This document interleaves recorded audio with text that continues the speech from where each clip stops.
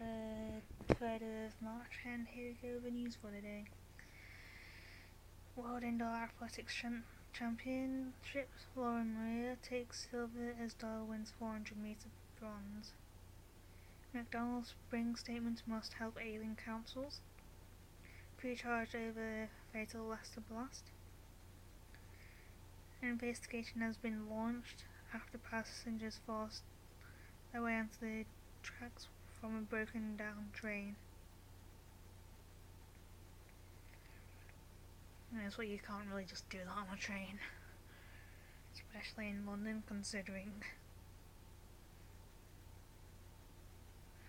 there's other trains around and it's kind of frowned upon. Believe it or not, there's staggering amounts of snow to clear, supplies running low, villagers are getting anxious. At full time, Swansea beats West Ham 4-1.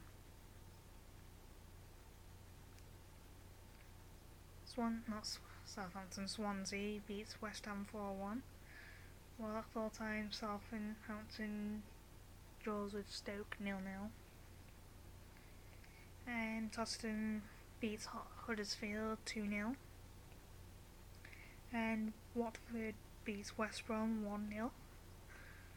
The snow's clearing, so we can get around more, a bit better. Murder arrest after woman found dead in Birmingham. Missing teenager Ashley Fair in London CCTV sighting.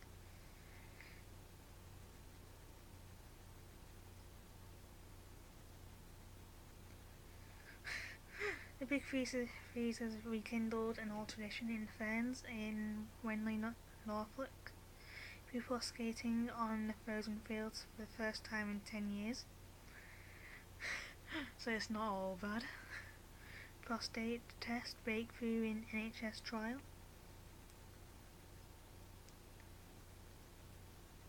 Ice skaters enjoy frozen canals in the Netherlands thanks to Europe's Big Freeze. Swedish can kind of get away with that thing. More football news. At full time, Burnley beat Everton 2-1. Looters used stolen data to smash into a Lidl supermarket near Dublin, causing the building to collapse. That went well. Very well.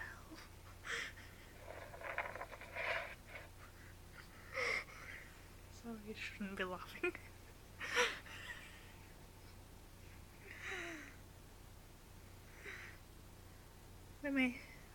Things may be slowly improving, but there's still yellow warnings from the Met Office.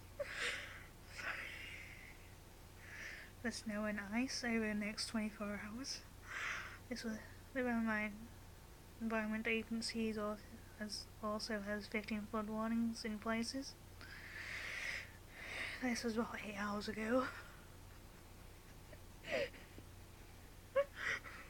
Sorry. Who goes round into a Lidl with a stolen ticket? Isn't everything really cheap in Lidl? Mildly cheap in Lidl anyway.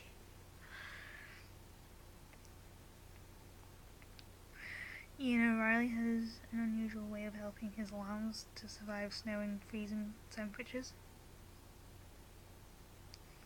Okay, video assistant referees are set to be used at this year's World Cup in Russia after football's lawmakers voted to approve the VAR technology. Actress Sarah Parish breaks a leg in sledging fall.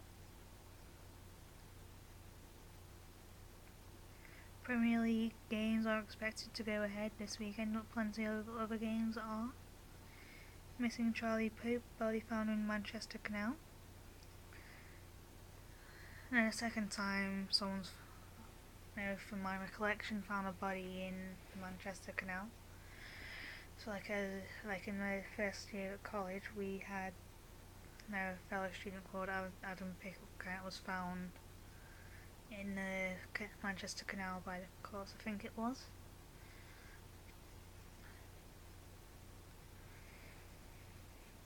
And it's like I didn't find out from college, as we had all broken up, but I found out from my dad, as we were like kind of civil and went up to see him like every weekend kind of thing.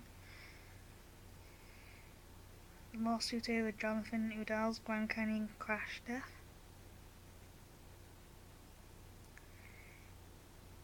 In 1988, the Liberal Democrats were born.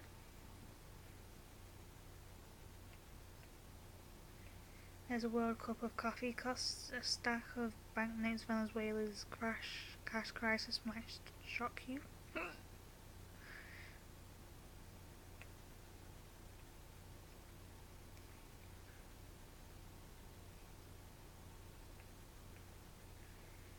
New Zealand and England, Kane Williamson done not enough to deny Ian Morgan's side.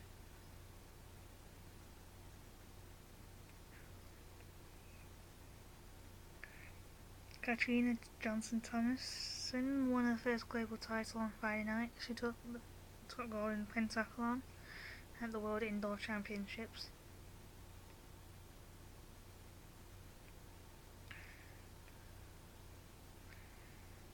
Not time to nitpick on Brexit, Jacob Rees-Mogg says. Ladbrokes threatens to cut to sponsorship.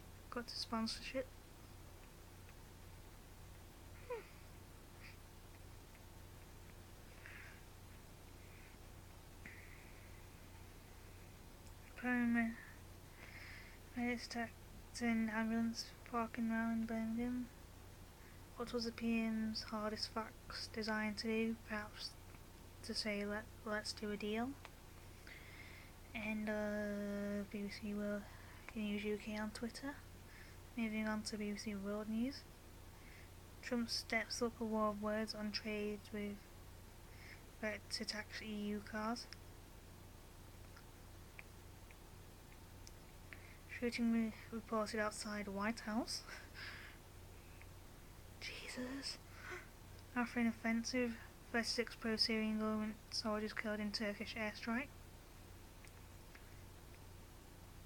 Paris Metro, pregnant French woman fined for walking the wrong way.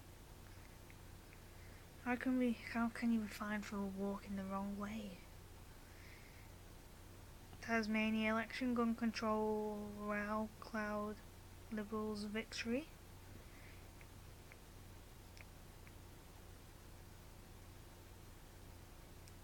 Slovakia journalist murders, 7 suspects released by police. Sydney holds first Mardi Gras since same-sex marriage law. The Razzies Emerging Movie named Worst Film of 2017.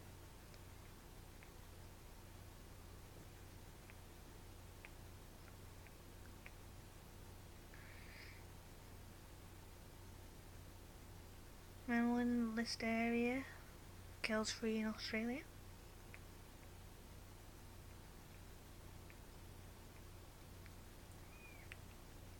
Five reasons why trade wars aren't easy to win. Florida school shooting. US investment giant leans on gun firms.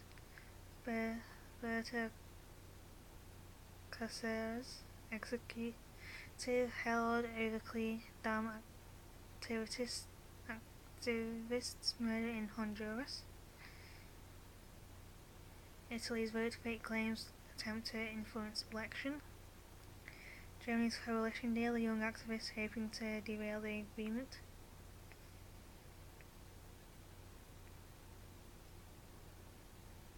Trump's steel tariffs, IMF warns plan would hurt US. Examining China's hypersonic transport plans. 4 key dates that will shape the US gun debate. Here embedded with people fighting the Islamic State group.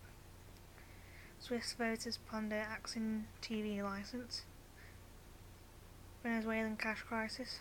why the coffee costs why of banknotes.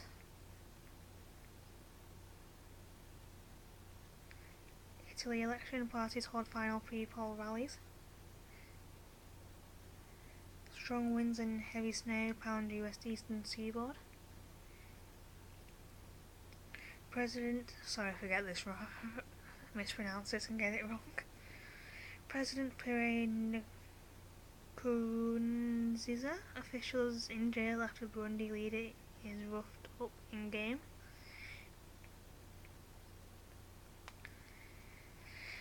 End of BBC News World, end of part 1.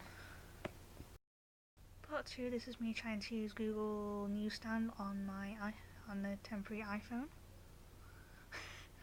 So here we go. And it Twitter first, as I'm confident with that, as it's always been there. This one's from The Guardian. Theresa May says Brexit will reduce UK access to a single market. Theresa May has promised to be straight with people and face up to the hard facts of Brexit, including that leaving the single market will mean the UK and EU enjoy less access to each other's markets.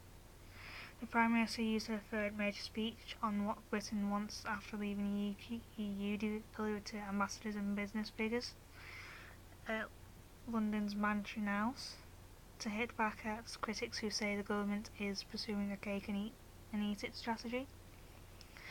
May's decision to double down on red lines on immigration and trade while also opening up areas of potential compromise was welcomed by Tory Remainers and Brexiteers whose relationship has become increasingly fractious in recent months. However, this speech triggered a muted response from Brussels, with some high-profile figures accusing May of failing to go beyond vague aspirations. The Labour leader, Jeremy Corbyn, said it simply piled confusion on top of complication.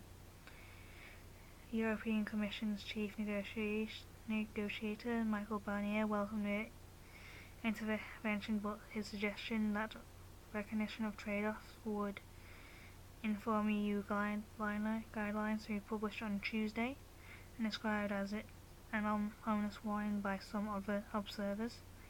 In a speech that was relocated from Newcastle as a result of the bad weather, May said, "I want to be straight with people because the reality is that we all need to face up to some hard facts. We are leaving a single market. Life is going to be difficult in certain ways. Our access to each other's market will be less than it is now. How could the EU structure of rights and obligations be sustained if the UK or any other country were allowed to enjoy all the benefits without all of the obligations?" What she suggested the EU had pushed too hard, adding so we need to strike a new balance, but we will not accept the rights of Canada and the obligations of Norway. Among the hard choices listed by May were less access to EU markets, the UK still being affected by the European Court of Justice after Brexit, and the country being constrained in its ability to lower regulatory standards for some goods. She said that she accepted there was an balance to strike between obligations and rights, but insisted that Britain's desire for a deep and ambitious partnership was not the same as cherry picking. The fact of every free trade agreement has varying market access depending on the respective interests of countries involved. If it is a cherry picking, then every trade agreement is cherry picking, May said. The Prime Minister's vision was described by some as soft. This Brexit possible outside a single market and customs union, but she pro-Leave MPs by hinting that future Parliament could opt for a harder form of Brexit. One source close to the European Research Group of pro-Brexit politicians insisted they were not going to quibble about the details of regulatory questions at the border, and said they saw the speech as simply a staging post on the way out of the EU. They also welcomed the language of Northern Ireland. May said Britain must take responsibility for avoiding a hard border, but warned the EU that she would not accept anything that would damage the integrity of a precious union. She insisted the UK would be leaving the EU customs union, but called for a new agreement that would secure as frictionless a border as possible. May also set out her hopes to remain part of EU agencies, including those involved in chemicals, medicines and aerospace, which would require Britain to abide by the rules and make an appropriate financial contribution. However, despite setting out some areas in which the UK accepted ongoing obligations, May was unswerved about Britain's red lines, about ending free movement and being able to strike trade deals with third countries. She rejected a customs union with the EU, in contrast to the Labour Party, by arguing that such an arrangement would be asymmetrical and prevent the UK from striking new trade deals after Brexit. Instead, she argued for two potential alternatives: a customs partnership in which the UK would mirror EU requirements on imports at the borders, and highly streamlined customs arrangement using technology to minimise friction on the border. The first option has been described as unrealistic by EU officials and even dismissed by Blue Sky thinking by the Brexit Secretary David Davis. May said there would need to be strong commitment that regulatory standards would remain as high as within the EU, a phrase watered down by Brexit supporters in her cabinet from a binding promise. Overall, she said the Brexit process would be governed by 5 tests: implementing the decision of the British people, reaching an enduring solution, protecting our security and prosperity, delivering an outcome that is consistent with the kind of country we want to be, and bringing our country together, strengthening our precious union of all our people. She set out 5 foundations: reciprocal binding commitments to fair and open competition, an independent arbitration system, ongoing dialogue with the EU, ensuring the EU and UK have the means to consult each other regularly, an arrangement for data protection and links so British and EU workers could travel to each other's country within a new system. Guy Verhofstadt, the Prime Minister of Belgium, who is the European Parliament's Brexit coordinator, said Theresa May needed to move beyond the vague aspirations. We can only hope that serious proposals have been put in the post. While I welcome the call for a deep and special partnership, this cannot be achieved by putting a few extra cherries on the Brexit cake. The director of the Resolution Foundation think tank, Thorsten Bell, said the Prime Minister was essentially laying out as soft a Brexit as she can outside the single market and customs union, but allowing future Prime Ministers to take a harder stance if they wish. Senior Leave campaigner in Parliament seemed satisfied with the speech. Ian Duncan-Smith, former Tory leader, described it as upbeat and clear, and called for an European Commission to stop playing games and treat Britain as an equal partner. He said the Prime Minister wanted to secure a special relationship that seemed reasonably and wholly achievable. Remainer Nicky Morgan, the Conservative chair of the Treasury's Select Committee, said this was recognition at last of the complexity involved in Brexit, including the hard choices ahead and need for compromise. Sam Lowe, a trade expert of the Centre of European Reform, said reality is starting to seep in. It is positive that she has come clean on the fact that we won't be able to get everywhere we want, and indeed there are trade-offs. It remains a shame that while May has correctly identified remaining closed to the EU isn't canonically in the UK's best interest, she was seemingly otherwise unable to put forward a palatable to the EU means of doing so. Arlene Foster, leader of Democratic Unionist Party welcomed the speech, but the former Remainers were disparaged, with the Labour MP Peter Carr calling it meaningless soul bites. End of article.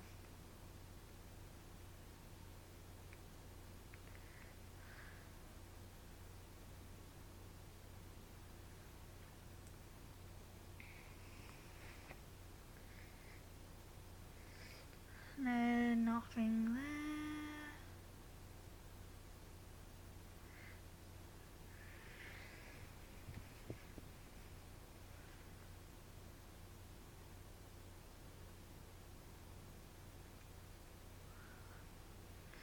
This is probably the last one today.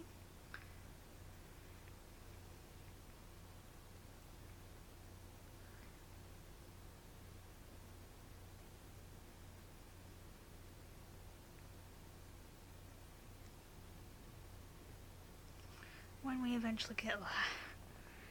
Loading, this thing just keeps on loading. We'll pause this. No. From the Mirror.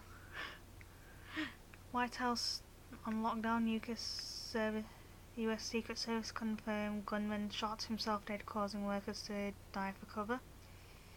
The White House was placed on lockdown this afternoon after a man shot himself dead close to the northern lawn. Staffers dashed to safety as armed Secret Service officers descended on the tragic scene in Washington, D.C. Authorities have since confirmed that the man has died as a result of a gunshot wound to the head. He was carrying a concealed handgun and fired several rounds, the US Secret Service confirmed. Donald Trump was not at the White House when the shooting occurred shortly before 5 p.m. UK time, 12 p.m. US time, as he is at the Mar-a-Lago resort in Florida, but he was swiftly briefed about it shortly afterwards, the White House said. The man has not yet been identified. The police spokesman told USA Today that the adult male who reportedly shot himself has been declared dead. That his body remained on scene. We're working to notify next of kin. Sensitive subject of someone potentially taking their own life. The US Secret Service posted on Twitter, Secret Service personnel are responding to reports of a person who allegedly suffered a self-inflicted gunshot wound on the north fence line of the White House. No one else was injured, it confirmed. A statement the Secret Service said at approximately 11:46 a.m. The white male suffered self-inflicted gunshot wound to the head outside North White House fence line. The subject is deceased. The subject approached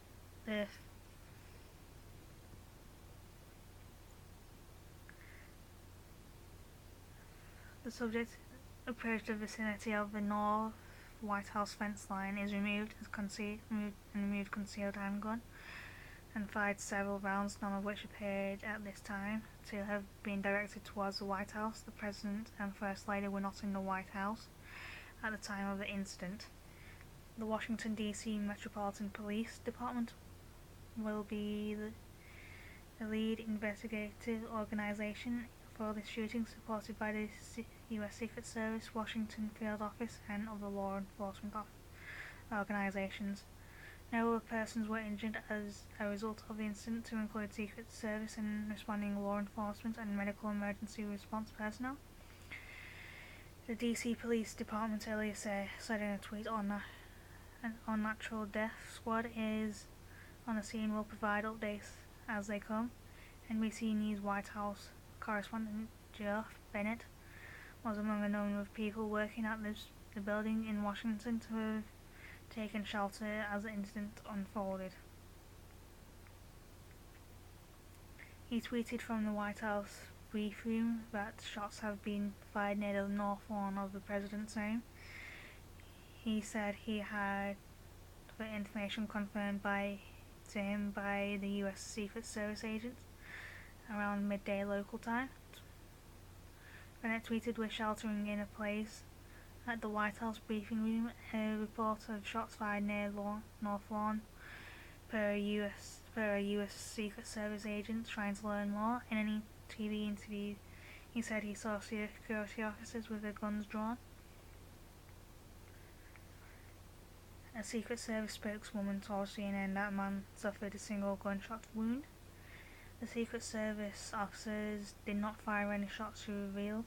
CBS News security analyst Ron Husko said, "You can get pretty darn close to the White House with a weapon. The president is due to return to Washington, D.C. today." A White House official told Fox News the White House is aware of the situation and the president's been briefed. We refer all questions to the Secret Service.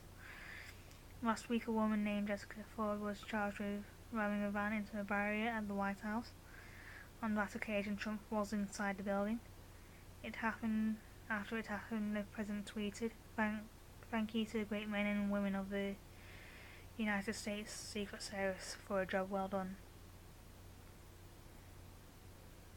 End of article, end of part 2, end of video.